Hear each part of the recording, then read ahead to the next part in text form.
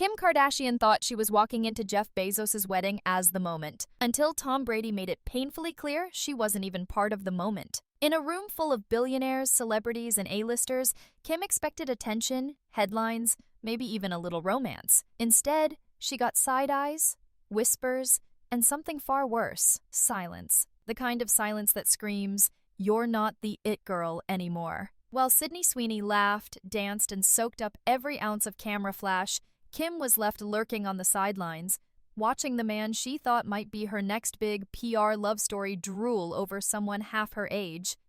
And now, Kim's scrambling. Suddenly, a bizarre $50 face mask appears under her Skims brand. Sound familiar? That's not skincare, it's damage control. But this isn't just about skincare or even a snub at a fancy wedding. This is the unraveling of Kim Kardashian's power in real time. And if what insiders are saying is true, Kim's not just mad, she's spiraling. Jeff Bezos' wedding to Lauren Sanchez was supposed to be a glittering fairy tale, the kind of elite event where every guest knew they were part of history. A floating palace in Venice, billionaires mingling with A-listers, and a paparazzi frenzy waiting outside. It was the perfect backdrop for Kim Kardashian to make her grand entrance. But instead of dominating the spotlight, she got completely upstaged. And not just by the bride. Tom Brady strolled in like Hollywood royalty, and all eyes followed him. But what really sent the room buzzing was who he wouldn't stop looking at. Sydney Sweeney, the rising starlet, fresh off major roles and red carpet wins, became the unexpected center of attention. She wasn't trying too hard. She didn't need to. The energy shifted the second she walked in, and Kim felt it. Multiple sources say Kim arrived dressed to kill, expecting to stir up press and maybe even rekindle public buzz around her situationship with Tom. Instead, she was met with whispers and awkward glances as Tom gravitated toward Sydney. The vibe, clear as glass. Sydney was magnetic, while Kim felt background. And for someone who built an empire by being the moment, that hit hard. Insiders say Kim tried to play it cool, smiling for cameras, mingling with Bezos' inner circle, but behind the scenes, she was fuming. She wasn't ignored, she was dismissed. And when you've spent 2 decades making the world pay attention to your every move, that kind of public cold shoulder feels like a slap. But this was just the beginning, because what happened in Venice didn't stay in Venice, and the fallout was only getting started. From the outside, Kim Kardashian looked like she was holding it together, flashing that signature smirk, striking the poses, and pretending everything was perfectly on brand. But according to insiders at the event, that was all for show. Because once the cameras stopped flashing, the meltdown began. Behind the velvet ropes and designer gowns, Kim was unraveling. One source claims she left the main ballroom mid-reception twice just to regroup. Not for a touch-up, not for a phone call, but to vent. Furious whispers, eye rolls, that stiff smile she does when she's gritting her teeth behind a glossed lip. She was visibly shaken, and it wasn't hard to guess why. Word spread fast. Tom Brady wasn't just ignoring her. He was actively avoiding her. He didn't greet her like an old flame. He didn't even make small talk.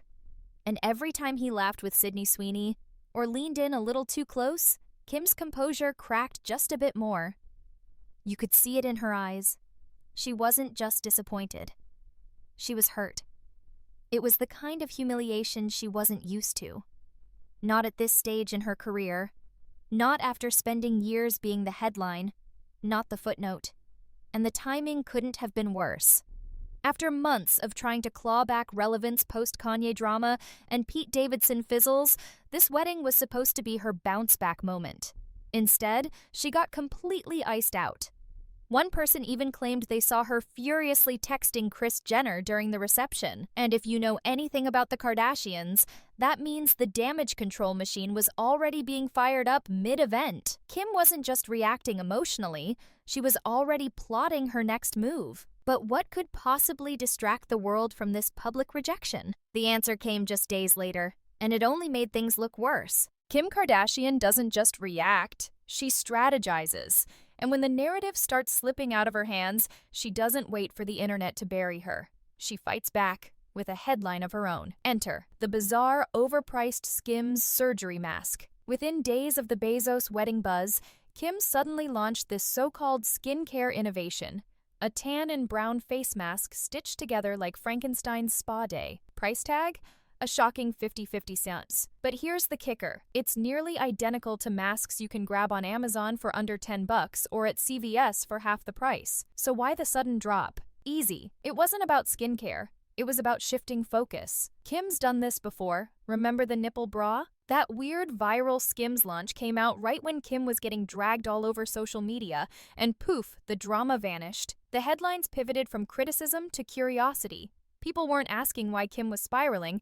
They were asking if the bra was real, and that trick worked. Until now, because this time, the timing was too perfect. The mask wasn't teased, it wasn't built up, it just dropped. Right when Kim's humiliation at the Bezos wedding hit peak internet saturation. Coincidence? Please, this is textbook Kardashian distraction strategy. Flood the feed with something weird, controversial, and viral enough to drown out the real story. But here's the problem. This time, it didn't land. People didn't bite. Comments weren't raving about skincare. They were asking what she was trying to cover up now. And when your distraction drop becomes part of the embarrassment itself, that's when you know the PR machine is glitching. Worse yet, fashion insiders roasted the mask's design, saying it looked like scrap fabric stitched together in a rush. Only 2 colors? Zero innovation? No one was buying the skincare angle. Everyone saw it for what it was, a desperate attempt to pull attention away from Venice and from Sydney Sweeney. But Kim wasn't just covering her face. She was trying to cover up a deeper truth. She's losing grip on the game she helped build. And someone younger, shinier, and unbothered just walked in and stole the show. While Kim Kardashian was busy damage controlling her bruised ego, Sydney Sweeney was effortlessly claiming a throne Kim once ruled. No scandals, no stunts, just pure, undeniable presence. At Jeff Bezos' wedding, Sydney didn't have to try to be the center of attention. She became it the moment she walked in, and that shook Kim to her core. This wasn't just a younger girl getting noticed at a party. This was Hollywood making a quiet but clear decision. There's a new it girl in town. And for Kim, that realization cuts deep. Because Sydney's rise isn't built on controversy, reality TV, or viral gimmicks. It's built on timing, talent, and an image that perfectly fits the new wave of clean, cool, and chaotic-free celebrity branding. Rumors started flying even before Venice. Word had it Kim was gunning for a big, image-resetting role, the so-called Aryan Barbie casting, something high fashion, high profile, and impossible to ignore. But guess who also fit that mold? Sydney. Blonde, youthful, enigmatic, fresh in the game but already seasoned with A-list buzz. For casting directors, it was a no-brainer. And Kim? She didn't even make the final cut. Industry insiders whispered that Kim was quietly devastated. She saw the role as her moment to rebrand, to shift from tabloid queen to silver screen serious. But Hollywood doesn't forget. 4 kids, the Kanye saga, the plastic surgery speculation, the reality TV saturation. It's baggage Sydney doesn't carry. And in a town obsessed with fresh starts, Kim started looking more like a relic than a reinvention. What stung even more? Sydney didn't campaign for the spotlight. She didn't flood Instagram with promo or tease vague big news posts. She just showed up, and the room noticed. Meanwhile, Kim's out here dropping $50 face masks, hoping for a headline. That contrast? It says everything. And it wasn't just the media picking up on the shift. People at the wedding felt it. The way Tom Brady gravitated toward Sydney, the way Bezos' circle welcomed her in, the quiet way Kim was treated like a legacy guest instead of the moment. It was a passing of the torch, and everyone in that room felt it. But Sydney wasn't trying to start a rivalry. She wasn't throwing shade. She was just living her life, while Kim watched hers flash before her eyes. And in that moment, Kim realized something devastating. You can't PR spin your way back to the top when the next generation has already taken your place. Let's talk about him, the man at the center of this accidental celebrity triangle. Tom Brady. Tall, polished, recently unretired from both football and relationships. To Kim Kardashian, he was supposed to be the next chapter in her carefully curated narrative, the post-Kanye rebound, the golden boy with enough class to clean up her brand. But the wedding exposed something uncomfortable. Tom wasn't playing along. From the second he entered Bezos's Venice extravaganza, Tom had a different vibe.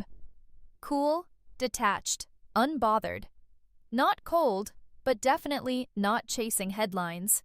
And definitely not chasing Kim. Remember, this is Tom Brady. He's not some B-list athlete grateful for a photo op. He's the GOAT, and he walks like it. If Kim expected flirty whispers and tabloid-friendly glances, what she got was casual indifference, borderline disinterest.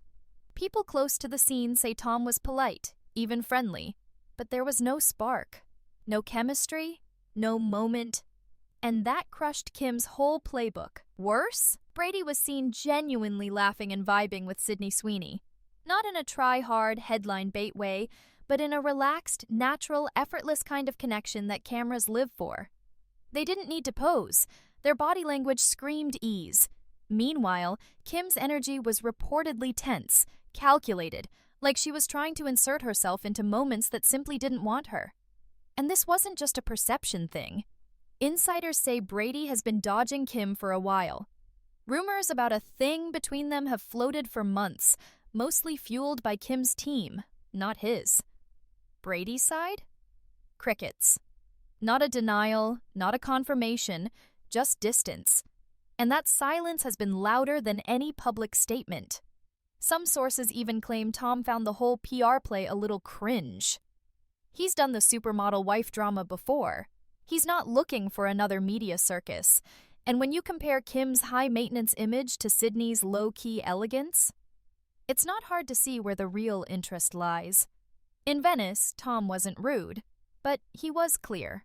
No lingering looks, no flirty gestures, no backstage conversations, just a polite nod, a smile, and then attention elsewhere. And that elsewhere was Sydney. For Kim, that was the final blow. Because nothing hurts more than realizing the man you wanted to be your headline is already reading someone else's story. If Kim Kardashian's weekend in Venice was a PR nightmare, what came next felt like a corporate betrayal.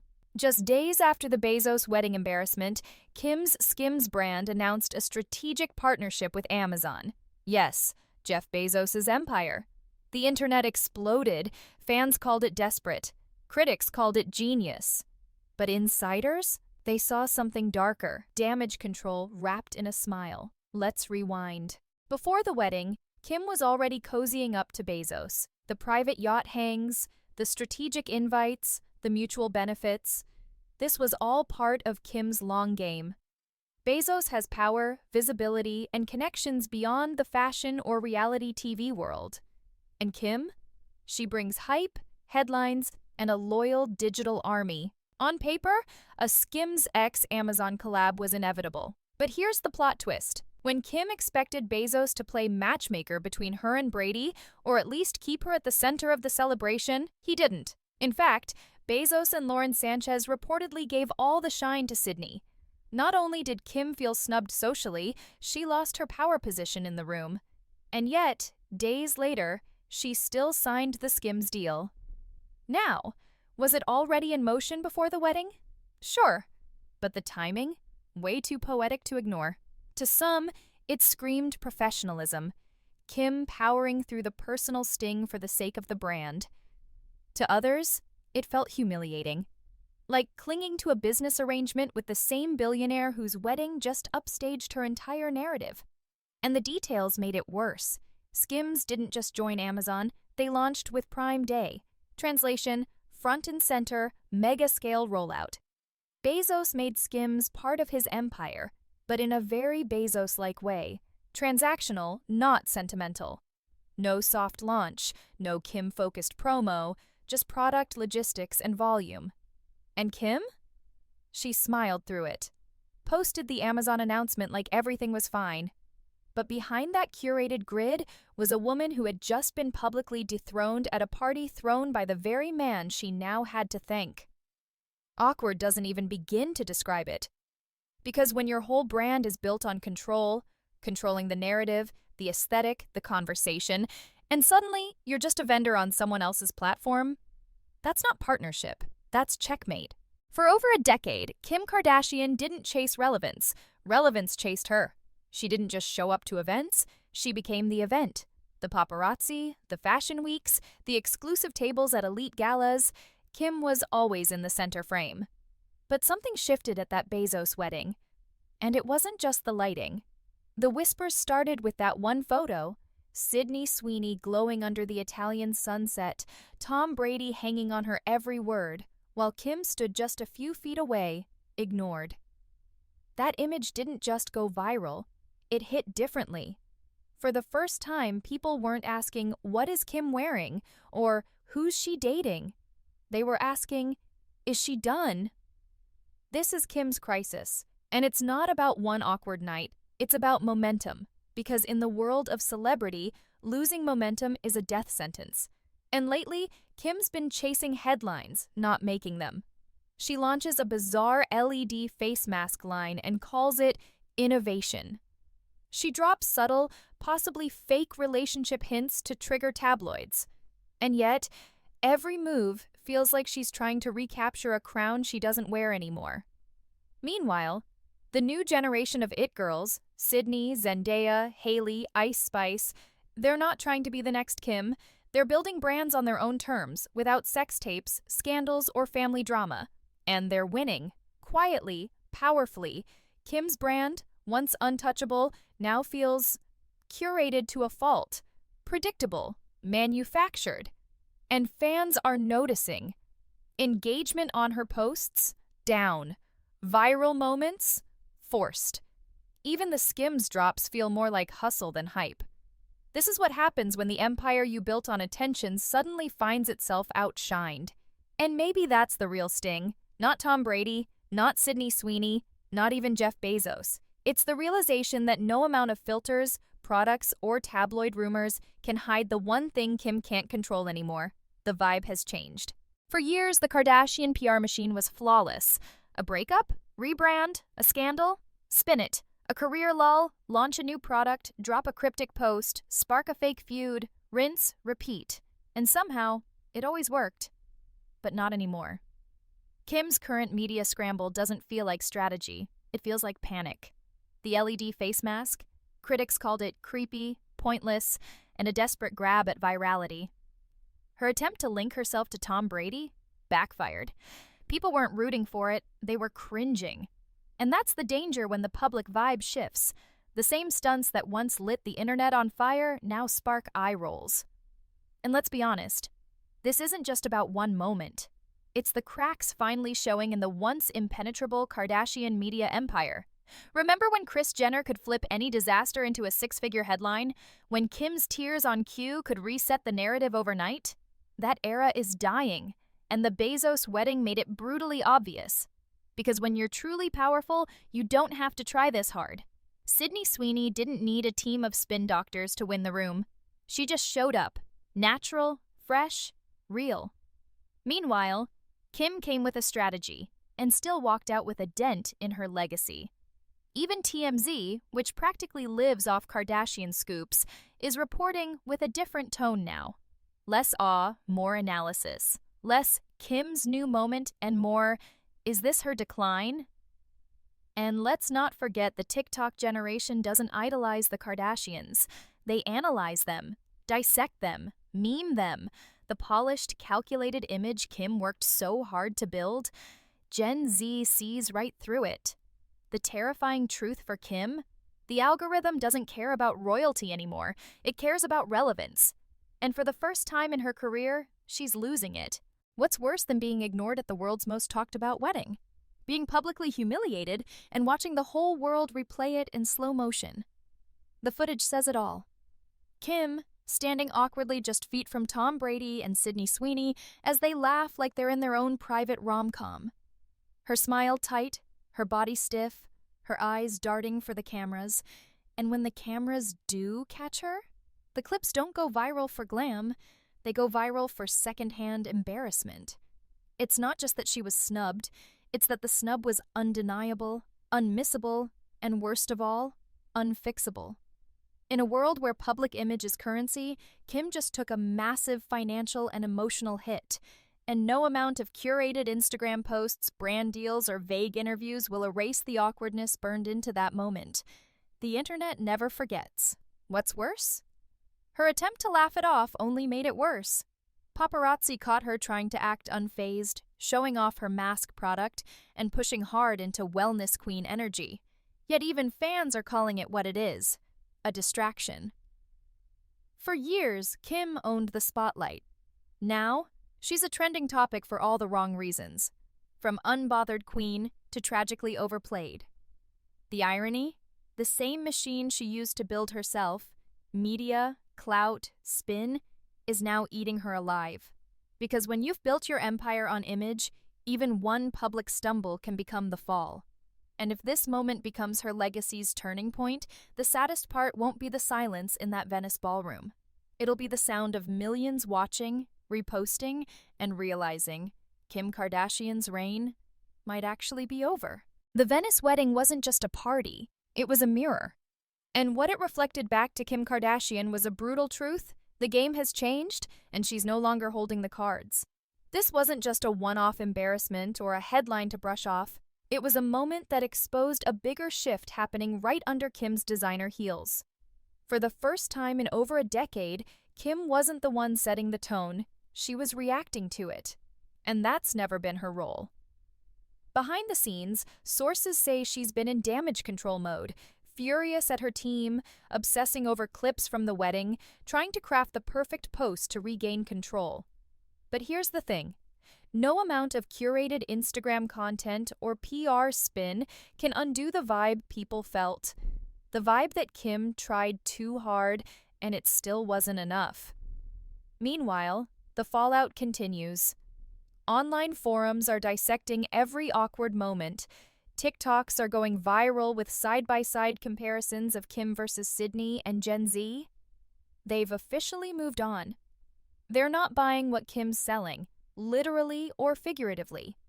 Brand deals are still in place, the Skims empire isn't crumbling, but the cultural capital? That's what's fading.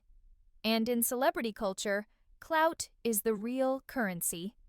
Once you lose that, no Vogue cover can save you.